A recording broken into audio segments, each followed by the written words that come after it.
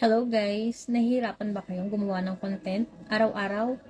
So, bibigyan ko kayo ng idea kung anong i-content niyo. Let's watch this!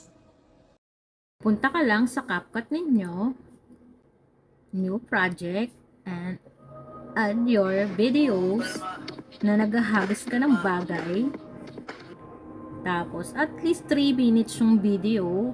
And then, kung na-import nyo na, punta ka naman sa baba at swipe ka lang dito sa gilid, hanapin mo ang reverse. So, pag na-reverse mo na yan, wait mo lang at magiging maganda ang kalalabasan niyan. Play na natin. O, diba? Para ka na talaga nagmamagic. Tanggalin mo lang yung pinaka watermark ni CapCut and then export mo na. Ready to content na.